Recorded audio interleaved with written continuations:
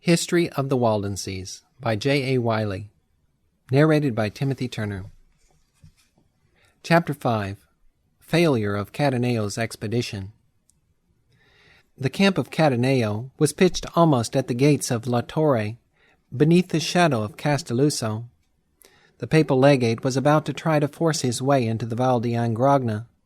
This valley opens hard by the spot where the legate had established his camp, and runs on for 12 miles into the Alps, a magnificent succession of narrow gorges and open dells, walled throughout by majestic mountains, and terminating in a noble circular basin, the Pra del Tor, which is set round with snowy peaks, and forms the most venerated spot in all the Waldensian territory, inasmuch as it was the seat of their college and the meeting place of their barbs. In the Pra del Tor, or meadow of the Tower, Cataneo expected to surprise the mass of the Waldensian people, now gathered into it as being the strongest refuge which their hills afforded. There too he expected to be joined by the corps which he had sent round Lucerna to make the circuit of the valleys, and after devastating Prali and San Martino, to climb the mountain barrier and join their companions in the Pra, little imagining that the soldiers he had dispatched on that errand of massacre were now enriching with their corpses the valleys they had been sent to subdue.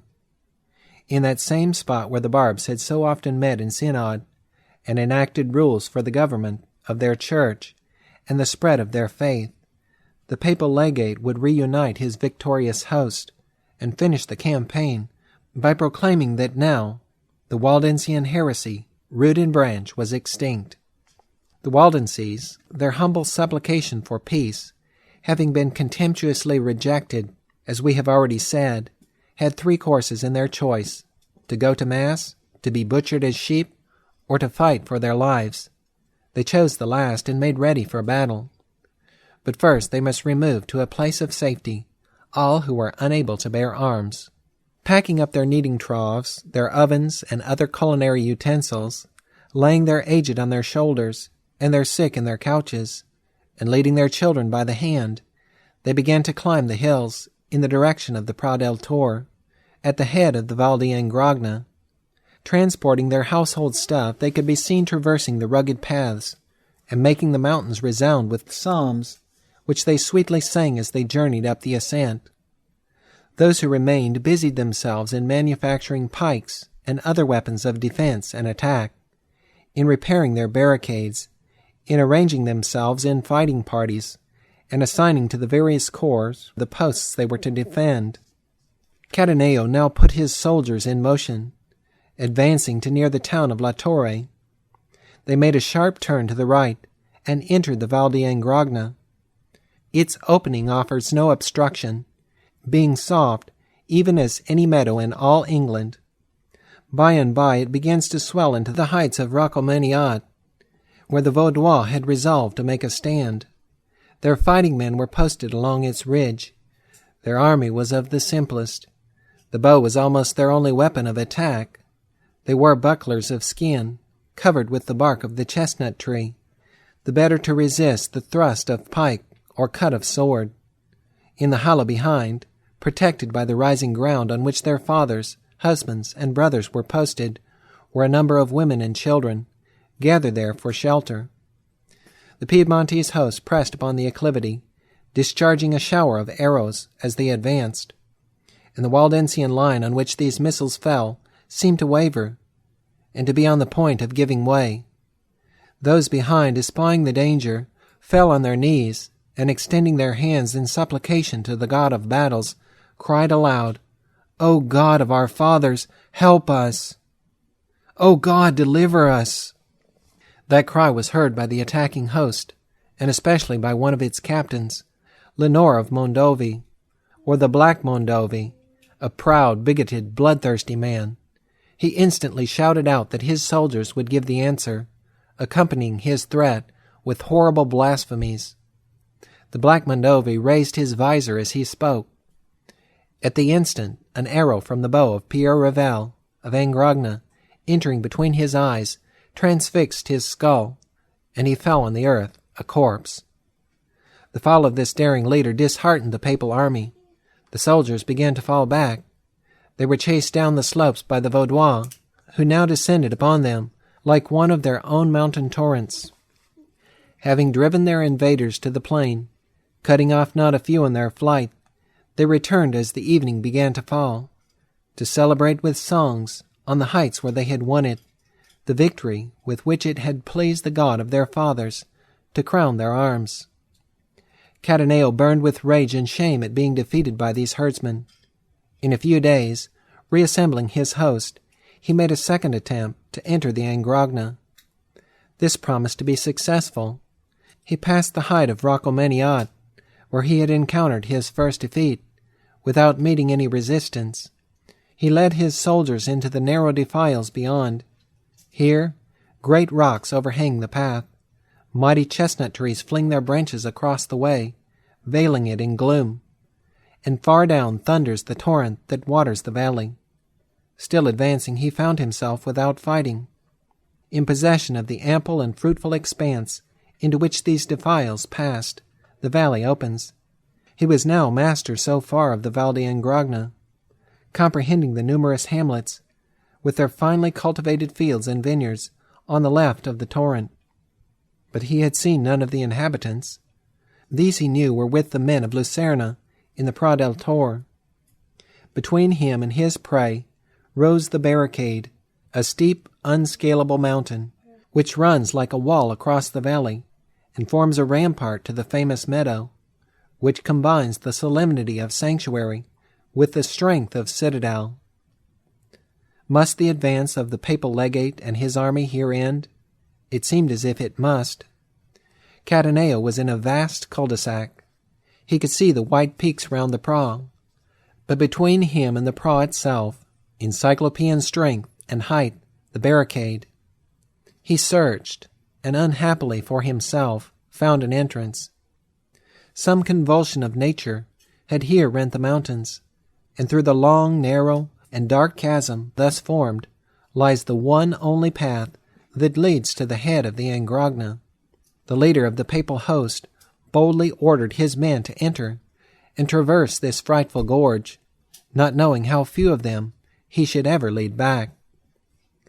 The only pathway through this chasm is a rocky ledge on the side of the mountain, so narrow that not more than 2 abreast can advance along it. If assailed either in front or in rear or from above, there is absolutely no retreat, nor is there room for the party attacked to fight. The pathway is hung midway between the bottom of the gorge, along which rolls the stream, and the summit of the mountain. Here the naked cliff runs sheer up for at least 1,000 feet. There it leans over the path in stupendous masses which look as if about to fall. Here lateral fissures admit the golden beams of the sun, which relieve the darkness of the pass and make it visible. There a half-acre or so of level space gives standing room on the mountain's side to a clump of birches, with their tall silvery trunks, or a chalet, with its bit of bright close-shaven meadow. But these only partially relieve the terrors of the chasm, which runs on from 1 to 2 miles, when with a burst of light and a sudden flashing of white peaks on the eye, it opens into an amphitheater of meadow, of dimensions so goodly that an entire nation might find room to encamp in it. It was into this terrible defile that the soldiers of the papal legate now marched. They kept advancing as best they could along the narrow ledge. They were now nearing the Pra. It seemed impossible for their prey to escape them. Assembled on this spot, the Waldensian people had but one neck, and the papal soldiers, as Cataneo believed, were to sever that neck at a blow. But God was watching over the Vaudois. He had said of the papal legate and his army, as of another tyrant of former days, "I will put my hook in thy nose, and my bridle in thy lips, and I will cause thee to return by the way by which thou camest." But by what agency was the advance of that host to be stayed? Will some mighty angel smite Cataneo's army, as he did Sennacherib's? No angel blocked the pass. Will thunderbolts and hailstones be rained upon Cataneo's army, as of old on Sisera's? The thunders slapped, The hail fell not. Will earthquake and whirlwind discomfit them? No earthquake rocked the ground. No whirlwind rent the mountains. The instrumentality now put in motion to shield the Vaudois from destruction was one of the lightest and frailest in all nature. Yet no bars of adamant could have more effectually shut the pass and brought the march of the host to an instant halt. A white cloud no bigger than a man's hand, unobserved by the Piedmontese, but keenly watched by the Vaudois, was seen to gather on the mountain summit about the time the army would be entering the defile. That cloud grew rapidly bigger and blacker. It began to descend. It came rolling down the mountain's side, wave on wave, like an ocean tumbling out of heaven. A sea of murky vapor. It fell right into the chasm in which was the papal army, sealing it up, and filling it from top to bottom with a thick black fog. In a moment the host were in night. They were bewildered, stupefied, and could see neither before nor behind, could neither advance nor retreat. They halted in a state bordering on terror. The Waldenses interpreted this as an interposition of Providence in their behalf. It had given them the power of repelling the invader. Climbing the slopes of the Pra, and issuing from all their hiding places in its environs, they spread themselves over the mountains, the paths of which were familiar to them. And while the host stood riveted beneath them, caught in the double toils of the defile and the mist, they tore up huge stones and rocks, and sent them thundering down into the ravine. The papal soldiers were crushed where they stood, nor was this all. Some of the Waldenses boldly entered the chasm, sword in hand, and attacked them in front. Consternation seized the Piedmontese host. Panic impelled them to flee. But their effort to escape was more fatal than the sword of the Vaudois, or the rocks that, swift as arrow, came bounding down the mountain. They jostled one another. They threw each other down in the struggle. Some were trodden to death. Others were rolled over the precipice and crushed on the rocks below, or drowned in the torrent, and so perished miserably. The fate of one of these invaders has been preserved in story. He was a certain Captain Sackett, a man, it is said, of gigantic stature, from Polonghera in Piedmont. He began, like his Philistine prototype, to vent curses on the Waldensian dogs. The words were yet in his mouth when his foot slipped. Rolling over the precipice and tumbling into the torrent of the Angrogna, he was carried away by the stream, and his body finally deposited in a deep eddy or whirlpool called in the patois of the country a tompai, from the noise made by its waters. It bears to this day the name of the Tompai de Sackett, or Gulf of Sackett. This war hung above the valleys like a cloud of tempest for a whole year. It inflicted much suffering and loss upon the Waldenses. Their homes were burned, their fields devastated, their goods carried off, and their persons slain. But the invaders suffered heavier losses than they inflicted. Of the 18,000 regular troops, to which we may add about an equal number of desperadoes, with which the campaign opened, few ever returned to their homes. They left their bones on the mountains they had come to subdue. They were cut off mostly in detail. They were led weary chases from the valley to mountain, and from mountain to valley. The rocks rolled upon them gave them at once death and burial. They were met in narrow defiles and cut to pieces. Flying parties of Waldenses would suddenly issue from the mist, or from some stone cave known only to themselves, attack and discomfit the foe, and then as suddenly retreat into the friendly vapor or the sheltering rock.